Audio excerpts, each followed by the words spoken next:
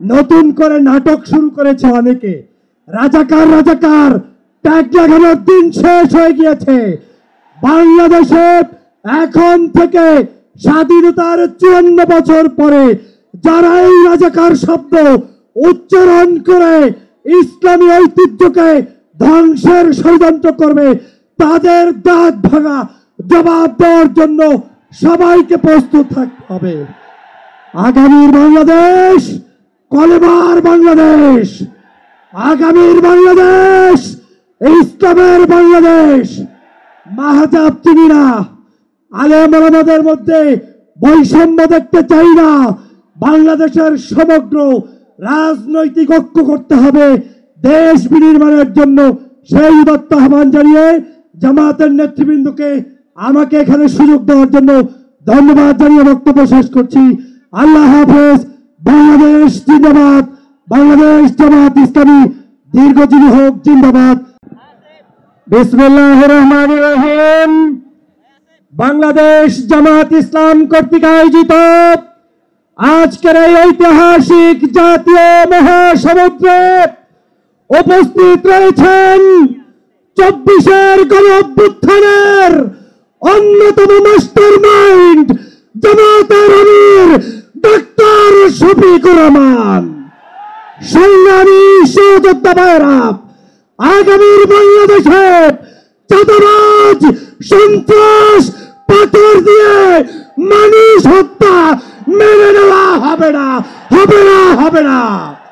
প্রিয় সংগ্রামী যোদ্ধা ভাইয়েরা, আপনাদেরকে স্মরণ করিয়ে দিতে চাই 2013 সালে নিজামী, সাইদি, মুজাহিদ, কাদের মোল্লা, আল্লাহ সহ যাদেরকে হত্যা করা হয়েছে তার রক্তের নজরে দেওয়ার জন্য সমগ্র ঢাকার অলিতে গলিতে সকল মানুষ আজ বিস্তার করছে। ঠিক কিনা বলো?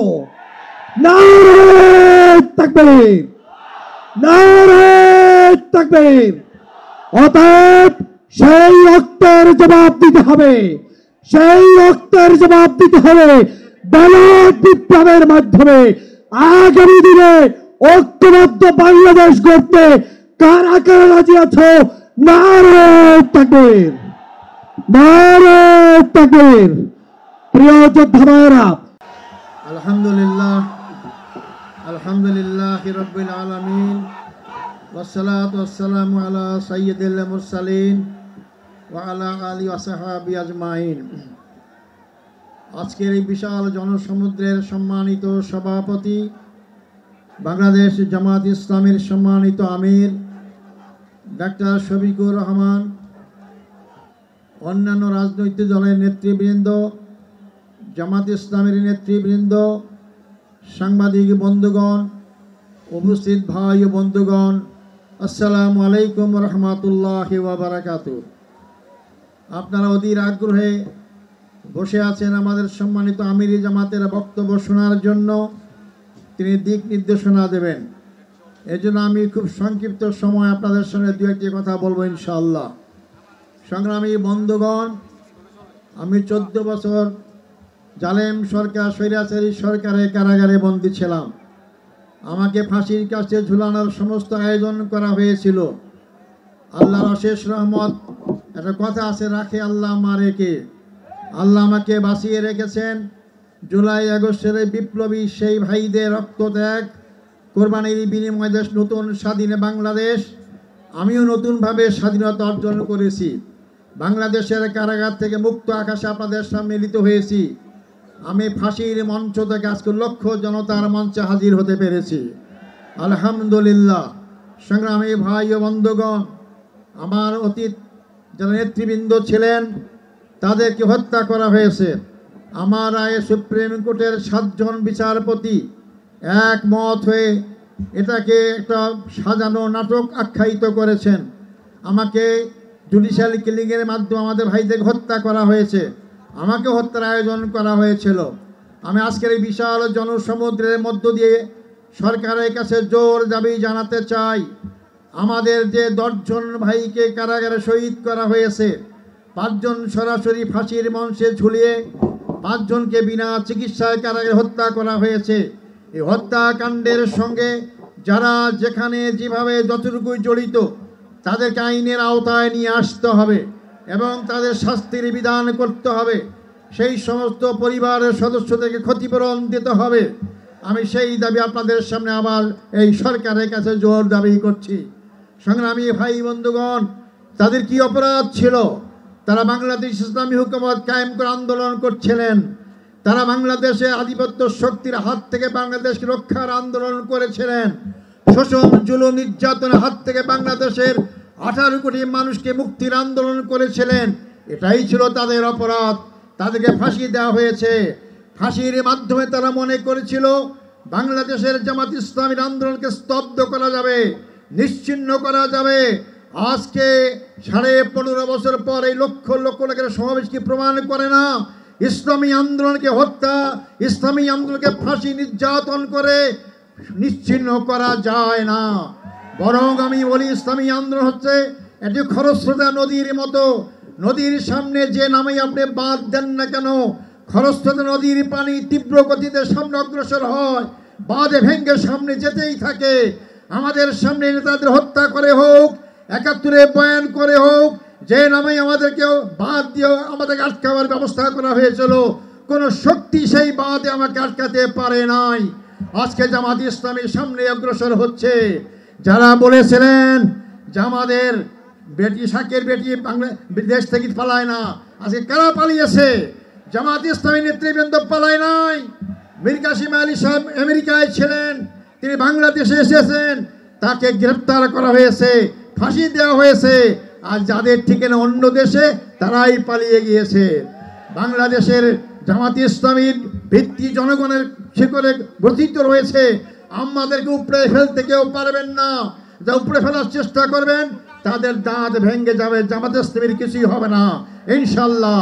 সংগ্রামী ভাই বন্ধুগণ, আমি শেষ কথা বলতে চাই, 54 বছরে বাংলাদেশে দেখলাম, এই 54 বছরে বাংলাদেশের ভাগ্যের পরিবর্তন হয় নাই। জনগণের নেতার পরিবর্তন হয়েছে, তাদের অনেক বাড়ি গাড়ি হয়েছে, জনতার পরিবর্তন হয় নাই। জামাত ইসলামী তার প্রতিষ্ঠার লগ্ন থেকেই বিশ্বাস করে মানুষের তৈরি আইন দিয়ে মানুষের ভাগ্যের পরিবর্তন হয় না। যে ভাগ্যের মালিক আল্লাহ, সে আল্লাহই যে আইন দিয়েছেন এই মানুষের ভাগ্যের পরিবর্তন করতে পারে। আগামী দিনে আমাদেরকে জনগণের ভাগ্যের পরিবর্তন করতে হলে, 18 কোটি মানুষের ভাগ্যের পরিবর্তন করতে হলে, 18 কোটি মানুষের সৃষ্টিকতা মহান রব্বুল আলামিনের আইন দ্বারাই এই ভাগ্যের পরিবর্তন সম্ভব। তা আগামী দিনে আমাদের স্লোগান হবে, আল্লাহর আইন চাই, সৎ লোকের শাসন চাই। আল্লাহর আইন কামের পাশে জামাত ইসলামী সৎ লোক তৈরি করার চেষ্টা করছে। 2 মন্ত্রী প্রমাণ করেছে তাদের বিগত 5 বছরের শাসনে একটি পয়সা দুর্নীতির প্রমাণ কেউ পেশ করতে পারে নাই। এই জাতীয় লোকরাই যদি আগামী দিনে নির্বাচনে জয়লাভ করে ক্ষমতায় যায় আর সংসদে আল্লাহর আইন পাশ করে, তাহলে অবশ্যই বাংলাদেশে 18 কোটি মানুষের ভাগ্যের পরিবর্তন হবে। সংগ্রামী ভাই বন্ধুগণ, শেষ কথা হচ্ছে, বাংলাদেশ জামাত ইসলামী প্রচলিত অর্থে কোনো রাজনৈতিক দল নয়। মনে রাখবেন, বাংলাদেশ জামাত ইসলামী প্রচলিত অর্থে কোনো ধর্মীয় দল নয়। বাংলাদেশ জামাত ইসলামী পূর্ণাঙ্গ ইসলামী আন্দোলন। ইসলামের বাইরে আমাদের কোনো সম্পর্ক নেই। মানবিক সমাজ গঠন করতে চাই। মানব রচিত আইন দিয়ে মানবিক সমাজ গঠন হবে না। মানুষ মানুষের পক্ষে বিপক্ষে আইন তৈরি করতে পারে। আল্লাহর আইন সবার পক্ষে, জনগণের পক্ষে, তার সৃষ্টিকর্তা মানুষের পক্ষে। অর্থাৎ আল্লাহর আইনই একমাত্র মানুষের মানবিক সমাজ গঠন করতে পারে। অর্থাৎ আসুন সেই মানবিক সমাজ গঠনের জন্য আল্লাহর আইন এবং সৎ লোক শাসন প্রতিষ্ঠার আন্দোলনে আমরা শরীক হই। আল্লাহ সবাইকে সেই তৌফিক দান করুক। আল্লাহ হাফেজ। বাংলাদেশ জিন্দাবাদ। জামাত ইসলামী বাংলাদেশ জিন্দাবাদ। আসসালামু আলাইকুম রহমতুল্লাহ ওয়া বারাকাতুহু। আলহামদুলিল্লাহ। সংগ্রামী দেশবাসী, মহান আল্লাহর কাছে আমরা শুকরিয়া আদায় করছি যে মহান আল্লাহ তাআলা আজকে অনুকূল আবহাওয়ার মধ্য দিয়ে আজকের এই ঐতিহাসিক জাতীয় সমাবেশকে সমাপ্তির পর্যায়ে পৌঁছার তৌফিক দিয়েছেন। আলহামদুলিল্লাহ। আমরা খবর পাচ্ছি রাজধানী ঢাকার সমস্ত প্রবেশ মুখ থেকে সোহরাওয়ার্দী উদ্যান পর্যন্ত সারা রাজধানী জনসমুদ্রে পরিণত হয়েছে। এখন আপনাদের সামনে আজকের এই ঐতিহাসিক জাতীয় সমাবেশের সংগ্রামী সভাপতি, আমাদের প্রিয় নেতা, মানবিক নেতা, জননন্দিত নেতা, নতুন বাংলাদেশের স্বপ্ন সারথী, আগামী নির্বাচনে স্বপ্নের পুরুষ ডাক্তার শফিকুর রহমান। সম্মানিত আমিরে জামাতকে সভাপতির ভাষণ দেওয়ার জন্য অনুরোধ করছি।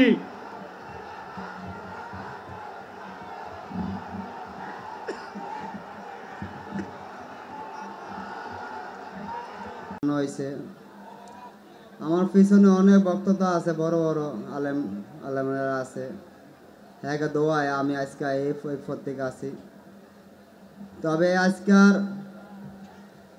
এই যোদ্ধা আমি একানো, আমার সামনে আরো অনেক যোদ্ধা আছে।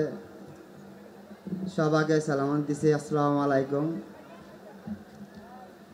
শহীদ পরিবার, আহত পরিবার যারা আছে এরা অনেক কষ্ট করে এনো আইছে, আমরাও আইছি। এটা জামাতের একটা এসব বড় একটা অনুষ্ঠান হইতে আছে, আপনারা অল বাংলাদেশে সবাই দেখতে আছে। আমার কপালে ছিল না, কিন্তু আমি এত ভাগ্যভরি হম, আমি এত বড় একটা অনুষ্ঠানে আইয়া আমি আপনাকে সামনে বক্তৃতা দেব। কিন্তু আমি একটা আহত একটা পরিবার, কিন্তু আমার একটা গুলি খাওয়ার পর আমার ঠ্যাং চলে যায়, কিন্তু আমি সরকারেরতে আমি কোনো অবলম্বন পাই নাই। আমার দুইটা বাচ্চা আছে, বউ আছে, আমি কিন্তু এই একটা বছর কি হালাবাসা চলতে আছি, কোনো সরকার কেউ আমারে খোঁজখবর নেয়নি। আমার এই আজকের এই আওয়া সব জমাত ছাড়া আমার এই সাহায্য কেউ করেন নাই। আমার এই একটা বছর পুরো জমাতে সাহায্য করে আমার এই তোর চালছে হচ্ছে, কিন্তু কেউ ধরে যায় নাই। আমার 2024 19 তারিখে আমি গুলি খাই, আজ সেই 19 তারিখে জামাতের অ্যাম্বুলেন্সে নিয়ে আমার ঢাকা মেডিকেল পৌঁছিয়ে দেয়। এমনকি ঢাকা মেডিকেল আমার চিকিৎসা লয় নাই। ঢাকা মেডিকেল 19 তারিখে আমার চিকিৎসা লয় না, পুলিশ কেস আমারে সিটও ফালিয়ে থুয়ে দিছে। আমারে শুক্রবারে সন্ধ্যার সময় ঢুকাইছে ঢাকা মেডিকেল, কিন্তু আমারে পুলিশ কেসে হেরা ঢুকাইতে পারতেছে না, থানা তো অরিন করতে হবে, হের পরে আমার ঢুকাইব। ঢোকানোর পরে আমার চিকিৎসা হবে, একটু লেট হবে, ডাক্তার লগে পরামর্শ করতেছে আমার চিকিৎসা লইব কি লইব না। হঠাৎ করে এক জমাত এক ডাক্তার আসা আমার এইটা চিকিৎসা নগদ করার পরে আমার গার্জিয়ান ডাকিয়া হেরো এই জমাতের ভাইয়েরা সিদ্ধান্ত নেয়, কাগজপত্র সইটো নিয়ে আমার ঠ্যাং কাটা হয়। কিন্তু ভাইয়েরা শুনেন, এই বাংলাদেশে কিন্তু জুলাই আন্দোলনে যারা যারা গুলি আহত খাইছে শহীদ পরিবার, আমার শনি একটা এলাকার ভিতরে কিন্তু গাইস্তামে কোনো সরকার কিন্তু কোনো একটা মিটিং করে কিন্তু গাঙ্গর কোনো অবলম্বন দেয় নাই। আমার জুলাই ভাইয়া করে যারা যারা শনি একটা আহত পরিবার শহীদ পরিবার হ্যাঁ হয় সর্বমত সব চেষ্টা করে গেছে আমার জামাত ভাইয়েরা, আমার আর কেউ আমার সাহায্য করে নাই। কিন্তু এদিকে অনেক জুলাই আন্দোলন পরিবার আছে আমার সামনে, কিন্তু খেরা কোনো সরকারের কোনো একটা কিছু পায়ও না। কিন্তু আমার পিছনে নাইট ভাই অন আছে ভাই, আমি হ্যাগর সমর্থন করি, কিন্তু আমার আন্দোলনে যারা যারা সংগঠিত হয়েছে, যারা যারা গুলি খাইছে, যারা যারা শহীদ পরিবার হয়েছে, আমার পাশের বাড়ি আমার পাশেরই যেদিনকে আমার 29 তারিখে আমারে বাসা নিয়েছে, 5 তারিখে আমার এক ভাই আমার আধা কেজি পেয়ারা কিনা দেয়, এরপরে যাওয়ানোর পরে মনে করেন যাত্রা বাড়ি গিয়া গুলি খায় মারা যায়। উনি শহীদ পরিবার হয়েছে। আমার 2টা সন্তান আছে, আমার 2টা সন্তান কে দেখবো, কে আসে বিষয়? আমার সরকার এই আজকের এই জামাত সরকারে আমি আর কি বলবো, কথা না। আমার জামাত ভাইয়েরা সোনিয়াকরা সবাই আমার সাহায্য করছে। আমি চাই এই সরকারে আমার এই দায়টা এমনকি আমার একটা পা চলে যায়, আমার সন্তান কি হালাবাসা চলবে, আমরা কি হালাবাসা চলবো, আমার শহীদ পরিবার কেমতে চলবে, আহত ভাইয়েরা কেমতে চলবো, এগো একটা সিদ্ধান্ত চাই। আর হেরা সবাই কিন্তু বোর্ডের লেখা পাগল হয়ে গেছে, কিন্তু আঙ্গ কোনো বিচার নাই। আঙ্গ বিচার আগে হের পরে বোর্ডে চিন্তা করতে হবে। যারা আঙ্গ বিরুদ্ধে লইয়া যারা আন্দোলন করছে হেরা যদি বোর্ডের চিন্তা করলে আঙ্গ চিন্তা করতে হবে আগে। তবে শহীদ পরিবার করে চিন্তা আহত করে চিন্তা না করে আর বোর্ডে চিন্তা করে আগে ফাঁস হয়ে গেছে, কিন্তু আঙ্গ কোনো ফাঁস নাই। আমরা আহত করে রয়েছি, আর যারা শহীদ পরিবার হ্যারোই পড়ে রয়েছে, কিন্তু আঙ্গ কোনো সিদ্ধান্ত নেয় নাই। হ্যাঁ ক্যাম্পে বিচার করবো, আঙ্গরে ক্যাম্পে কি করব কোনো সিদ্ধান্ত নেয় নাই। ঠিক আছে, আঙ্গ সিদ্ধান্ত হইল আঙ্গ বিচার আগে হবে, হ্যারো বোর্ডে চিন্তা হবে। আপনারা সবাই রাজি? আপনারা জামাতের লগে আছেন? আমরা জামাতের লগে আছি, যেমন চিরকাল থাকবো জামাতের লগেই ইনশাল্লাহ। আসসালামু আলাইকুম রহমতুল্লাহি ওয়া বারাকাতুহু। সংগ্রামী ভাই এবং বন্ধুগণ, আজকের এই বিশাল ঐতিহাসিক জাতীয় সমাবেশ আপনারা জানেন, সকালেই মাঠ ছাড়িয়ে পুরো ঢাকা মহানগরী আনাচে কানাচে জনগণে পরিপূর্ণ হয়ে ঐতিহাসিক সোহরাওয়ার্দীর এই জনসভা, এই